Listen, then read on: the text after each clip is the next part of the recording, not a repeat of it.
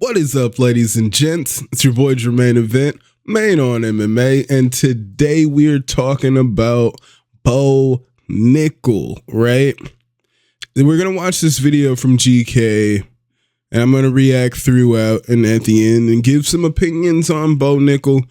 If you guys are subscribed to the Calf Kick Sports page, you would have saw that me and my boy Lewis Collins out of Scotland, we just started a new podcast over there, weekly podcast. It's going to be called On the Half Beat Podcast. All right. I would imagine at this point every Thursday, but schedules might change. But right now I'm pretty sure it should be like every Thursday. We're dropping an episode. Episode 1 yesterday. Go check it out. Calf Kick Sports. If I remember, I'll put a link in the description. We touch on Bo Nickal. Bo Nickal recently had an interview with Ariel Helwani. If you guys didn't know, spoiler alert, Bo Nickal lost his O to Renier de Ridder. And who called this? Oh, your boy. Repeatedly, I tried to tell you guys he's going to lose that O to Renier de Ridder, and it went exactly as I thought. This guy was much better than him. Bo's an amateur. Shouldn't be fighting people at this level. RDR should have been fighting like the top 10, top 15 when he got here. You know what I'm saying? He's a lot better than the competition he's been facing. And then Bo Nickal went in there against an animal. And you saw he got into a fight, ladies and gents. And so he had the interview with Ariel Helwani, right? 2 days after the fight, I believe, maybe 3, or actually, I don't know. I think Monday, either Monday or by Wednesday. I want to say Tuesday, because if we were talking about it on the podcast, it must have happened by Tuesday. By Tuesday, he had the interview with Helwani. And I had mixed reactions. It seemed like at first that he had taken that loss better than a lot of people expected. Better than most people take a loss. He was like, it's just part of the sport. You got to get up and work on it, get better. You know what I'm saying? He was saying the right things. But then he also said at the end of that interview, he was hoping to get 2 more fights this year. And I'm like, I don't know if that's enough time to really address the deficiencies I see with Bo Nickal. If you're trying to still stay super active. And I know they're saying like, oh, he needs time in the octagon. He needs that time. He needs cage time. He does, but not octagon cage time. He needs cage time elsewhere with lesser competition. And in his mind, I think he thinks it was an off night. And in his mind, he lost to RDR because that guy's better than him right now. But he thinks he's just going to run through the next 2 guys they put him in there with. RDR just happened to get the job done. But he thinks, in my opinion, that it was an off night and he's going to run through whoever 2 guys they put in front of him. And he's going to get in 2 more fights for the rest of this year. But let's see what GeeKay has to say. I know I said we were done with that click, but we'll see. Maybe he edited out the click. Let's see. It's only been a few days since Bo Nickal got his reality check via a horrific knee to the body, and it's already been a roller coaster. He went from being mocked on every corner of the internet to gaining sympathy and new fans by seemingly humbling himself and turning over a new leaf, to going right back to his old self and telling everyone how he really feels. Suck my... You all come crawling back. They always do. They always really? do. They always do. And I'll spit right in your face. It all started with an impromptu interview with Arrogance, during which an understandably dejected Nickal sat down to discuss his loss against Rainier de Ritter. And right from the start, his attitude was notably different from the usual smugness and cockiness that MMA fans had grown to expect from him. I think that now, having looked back, and gone through that I wasn't as prepared as I thought. And See, after this Helwani interview, he was so humble. I was starting to like him a little bit, but you're telling me a few days later, a day later? Because that interview was earlier this week. It's Friday right now. I'm recording this and then uploading it. And he goes from this to a day or so later to suck my dick. You guys come up to me and I'll spit in your face. What is going on here? Is he on drugs?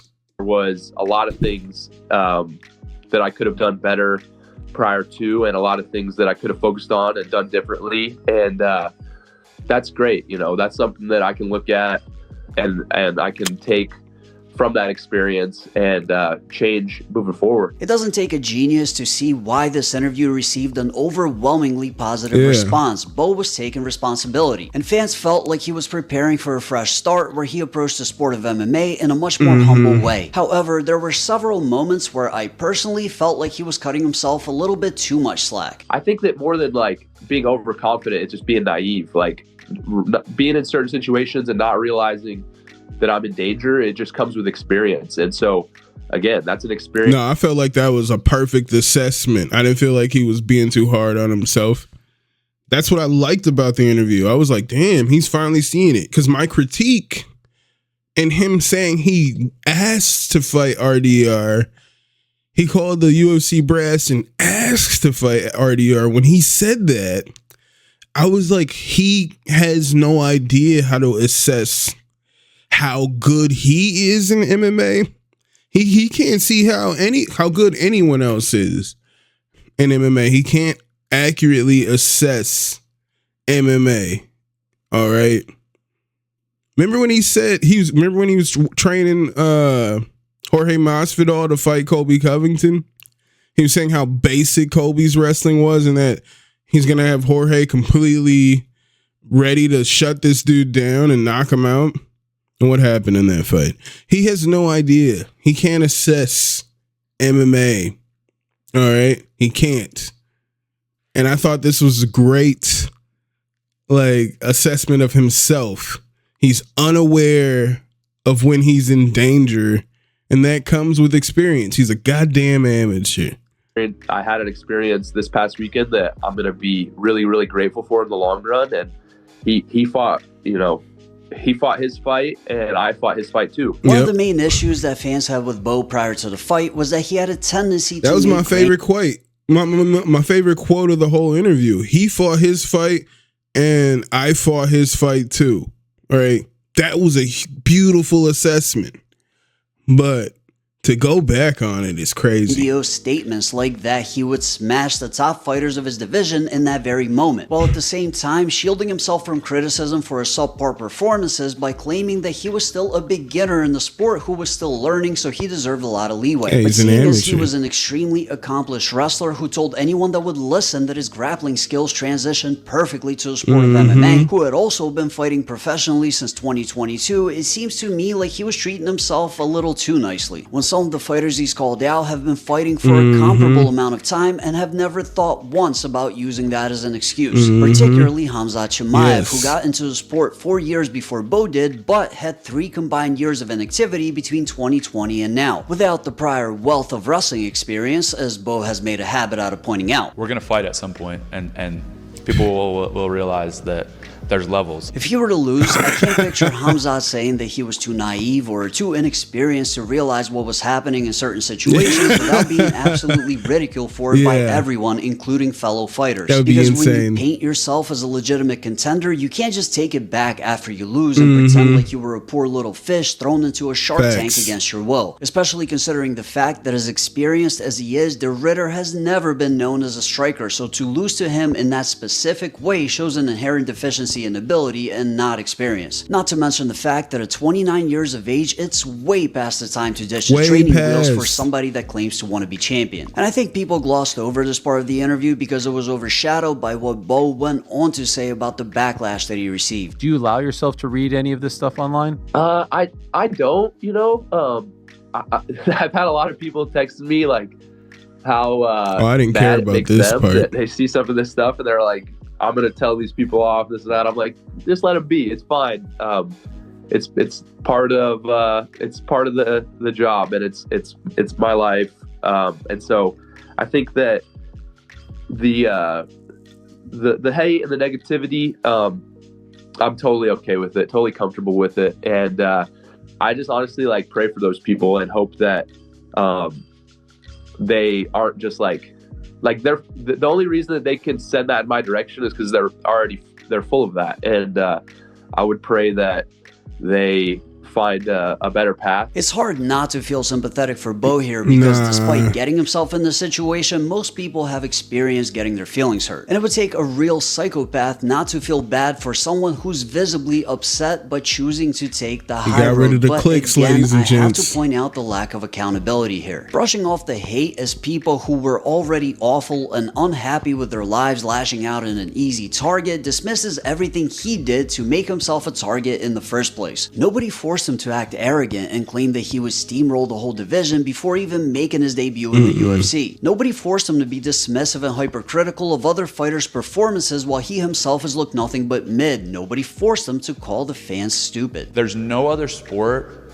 where people know less and think they know more. So ultimately, he was the one that placed totally unrealistic expectations on himself, thereby giving the haters all of the ammunition they needed by failing to meet them. So acting like you just spent the past 2 days listening to nothing but self-help audiobooks is endearing to people with a short-term memory or those that don't know the context, but pretty disingenuous when you know that your own behavior was the thing that caused the problem in the first place. When I see that, it honestly, it doesn't make me mad, it just makes me sad because I just think there's a lot of that negativity in the world, and I don't know. It makes me sad. I focus on gratitude. You know, I focus on just being grateful for so much. There's so much to be grateful for, and if that's just a lesson that I've learned from the people that I look up to is if you can just be grateful regardless of the situation, then things are going to work out. I guess those people weren't good teachers because this lesson of gratitude lasted about the length of the interview. As almost instantly, Bo recorded and released a podcast on his own YouTube channel where he revealed his actual feelings, which weren't just reminiscent of the way he was before the Ritter beatdown, but somehow even more delusional and arrogant than ever before. There was no gratitude or forgiveness, and he definitely didn't seem like he was totally comfortable with the hate like he claimed in the Ariel Helwani interview. And this better path that he claimed that he prayed that his haters would find themselves on apparently led right back to him and his loogies. For me, I look at that and all I say is just suck my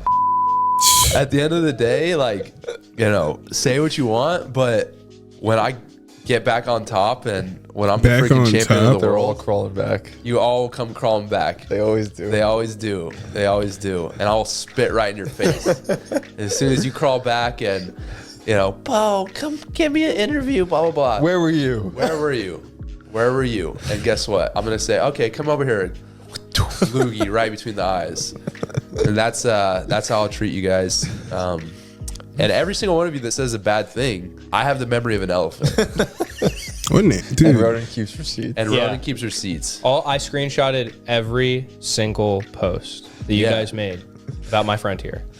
Yeah, actually, I hope you did. Now, I can't place all the blame on Bo here, as he did start off the podcast attempting to be humble, but as it went on, he obviously fed off the energy of his two friends who stroked his ego by claiming that he had become the most popular fighter in the UFC because of the hate. Off of a random fight night in the middle of Iowa, you became Random UFC's number one fight fighter night? for about A day. a day and a half, 2 days. Yeah, regardless, people want to watch. Yeah, that's People the want to hardest watch, thing to do. man. And by giving the pretty ridiculous take of Bo winning the first round in his fight against the Ritter. I thought you won the first round, even getting reversed. Right. Because I thought that you were winning the striking battle and controlling him. He landed a few body shots early. Right. But then when you took him down and you were on top of him for a good, like he reversed you with like, from what my memory, A minute 30. yeah, like that's what And he I held remember. me till about 20 seconds. And or- had no active submission attempts or anything like Right. that. So Now, I fully realize that this can be interpreted as just banter between friends, and Bo is Hopefully. pretending to be half joking when Crazy. he's saying he'll spit in the faces of the haters crawling back to him on their knees. But judging by the expressions on his face and the tone of his voice, he doesn't really seem to find it that funny. And I think it's really interesting that his impression of a person that will be begging him for an interview sounds oddly similar to Ariel Helwani. Bo, come give me an interview. Which kind of leads me to Yeah, believe that either Bo interesting. had a slip up and Ariel just happens to be the first person that pops into his head when he thinks of an interview, or he's a bit irked that while Ariel acted sympathetic, he didn't do his usual glazing about Bo's potential in the UFC. But that's just my opinion. Let me know what you think in the comments down below. Like the video if you liked it, and if you want to see more videos like this, hit Shout out to the homie GeeKay. He got the clicks out, man. Shout out to the homie. I did not know Bo went full on douchebag a day later on his podcast. That's your guys' boy. I said when the fight came out, we were talking about your boy, definitely not my boy. He's never been my boy. I thought he ate some humble pie, and I was happy for him, you know. But no, he thinks he had an off night. He's gonna come back just as whack as he has always looked, maybe even worse. I think he's gonna get finished and cut from the UFC and be a fucking joke. All right. He's not gonna be UFC champion. He's delusional, ladies and gents. Keep this. Please, somebody screenshot this for Bo. I want him to keep it. Just in hopes that one day he can prove me wrong, but he's not. He won't. He won't be UFC champion. I think he's going to be cut from the UFC by next year. I think he's going to be cut. I don't think Bo is going to be in the UFC in 2027 because he's delusional about how good he is, what he needs to work on. He's 29. He's not good. He's an amateur. And he's just fucking delusional. But let me know what you guys think in the comments. Shout out to GeeKay. Head on over there. Give him a like. Tell him Mama sent you. Then head on over here. Give me a like. Give me a comment. And tell me that I sent you. All right? But let me know what you guys think about this nigga Bo Nickal in the comments, ladies and gents. Thank you guys for being here once again. And I will see you guys soon. Featherweight, I'm more Francis Ngannou. I be the biggest problem out of any nigga I know. A little old school, like some 45 vinyls. You niggas old dudes, what that do to the wino? I do it the commercial way, pay without the splits. Winning